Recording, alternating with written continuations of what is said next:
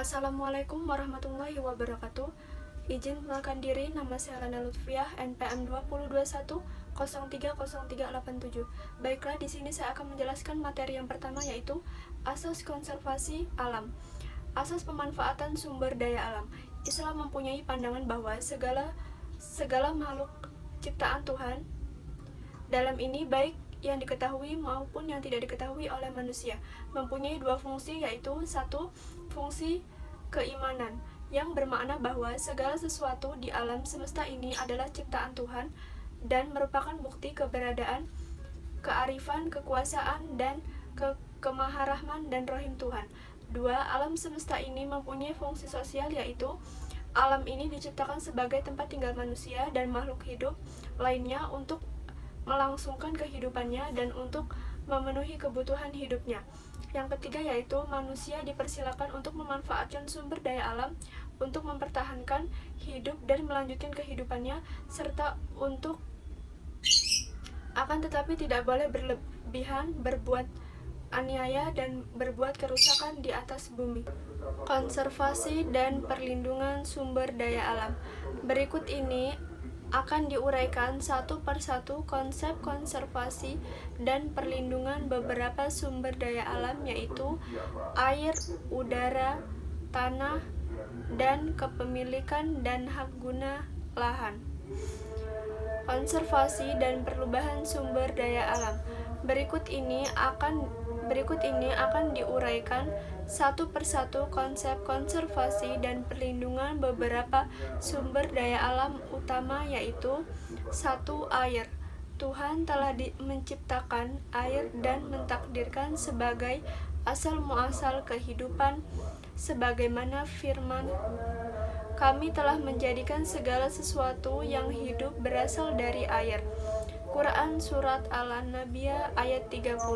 Segala sesuatu yang hidup seperti manusia, hewan, dan tumbuhan, semuanya tergantung pada air untuk keberadaannya dan untuk keberlanjutannya kehidupannya. Quran Surat Al-Baqarah ayat 164, Al-An'am ayat 99, Al-Hajj ayat 5, Al-Furqan ayat 48 sampai 49, Al-Waqiah ayat 68 sampai 70, dan Al-Mulk ayat 30. Berkaitan dengan air sebagai sumber daya alam yang vital ini, Tuhan telah menetapkan hak-hak pemanfaatan air bagi manusia akan semua makhluk hidup. Semua makhluk hidup di alam ini mempunyai hak yang sama untuk memanfaatkan air. Yang kedua, udara. Udara merupakan unsur kehidupan yang tak kalah pentingnya dibandingkan dengan air. Hampir semua makhluk hidup di darat sangat menguntungkan udara untuk bernapas, di samping untuk lingkungan lainnya, akan tetapi tidak secara langsung dirasakan oleh manusia, seperti misalnya untuk membantu penyerbukan bunga, menimbulkan angin, membawa uap air, dan sebagainya. Quran Surat Al-Hajar ayat 22, Al-Baqarah ayat 166, dan Al-A'raf ayat 57.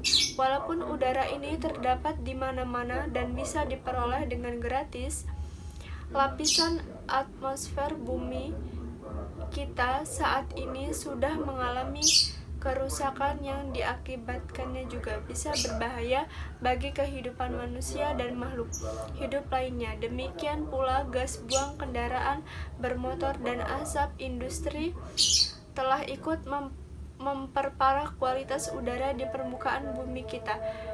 Emisi gas CO2 dan gas-gas lain dari aktivitas industri, pertanian, kendaraan bernafas, dan pembakaran hutan telah menimbulkan efek rumah kaca sehingga mengakibatkan terjadinya pemanasan global.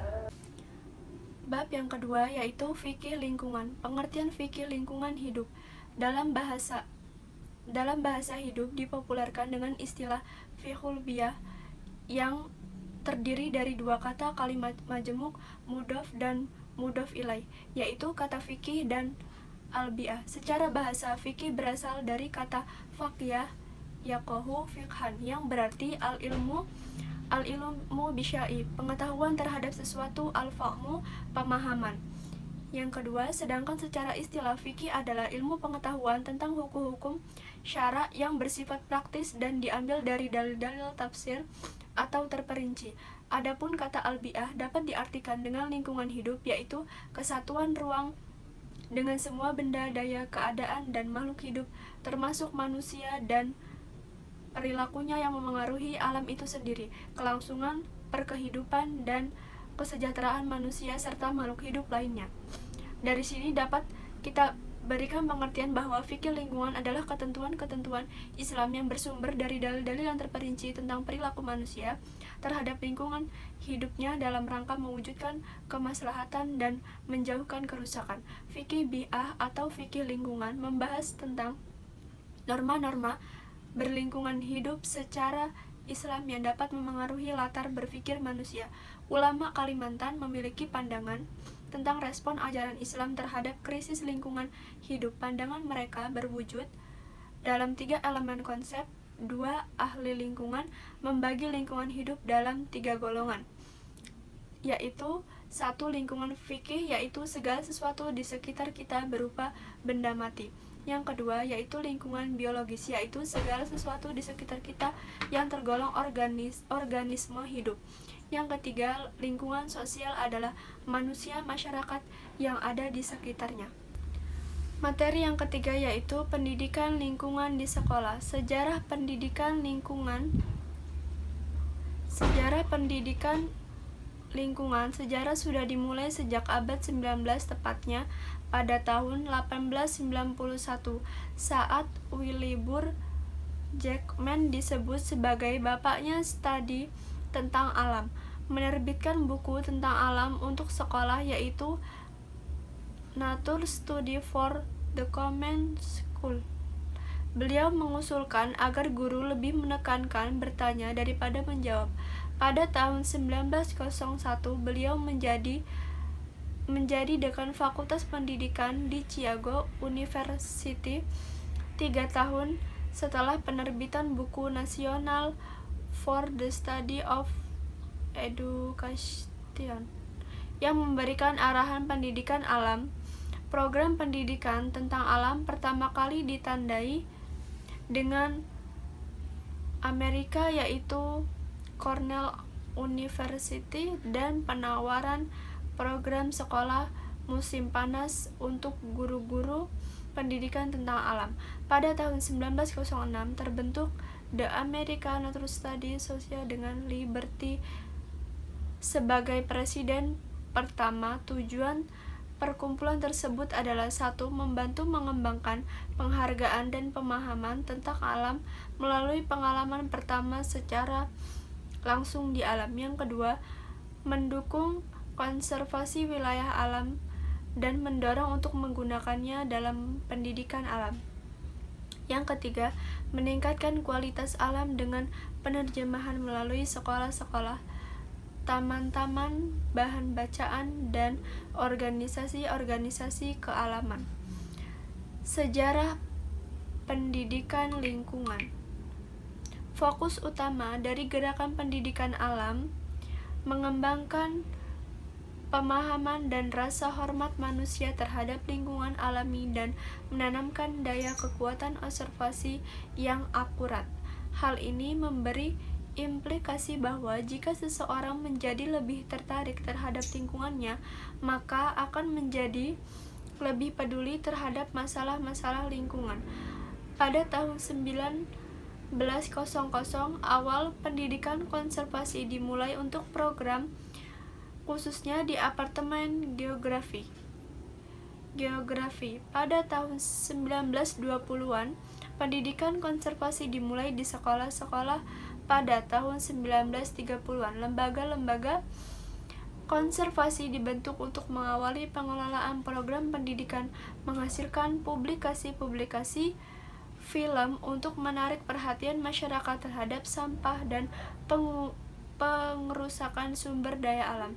Pendidikan konservasi difokuskan untuk membantu generasi muda dan semua orang dewasa memahami karakteristika sebaran status, membantu menyadarkan masyarakat Amerika terhadap degradasi sumber daya alam, dan membantu meningkatkan pemahaman yang lebih baik tentang pentingnya sumber daya alam untuk masyarakat dan mengembangkan warga negara untuk mendukung program pengelolaan sumber daya alam. Tujuan pendidikan lingkungan. Tujuan jangka panjang pendidikan lingkungan adalah mengembangkan setiap warga negara yang memiliki pengetahuan tentang lingkungan, biofisik, dan masalah-masalah yang terkait, membangun kesadaran agar warga negara terlibat secara efektif dalam bertindak menuju pengembangan masa depan yang lebih dapat dihuni, dan memiliki motivasi untuk melakukannya. Pengembangan masa depan yang lebih dapat dihuni dan memiliki motivasi untuk melakukannya. Dari tujuan tersebut secara implisit pada asumsi bahwa terdapat hubungan langsung antara karakter lingkungan biofisik dengan kualitas kehidupan manusia yang tentu merupakan prinsip dasar dari ekologi. Pendidikan lingkungan berkaitan dengan lingkungan biofisik, dan masalah-masalah terkait ini pada akhirnya berkaitan dengan manusia dan penekanan bukan pada lingkungannya. Saya akhiri, wassalamualaikum warahmatullahi wabarakatuh.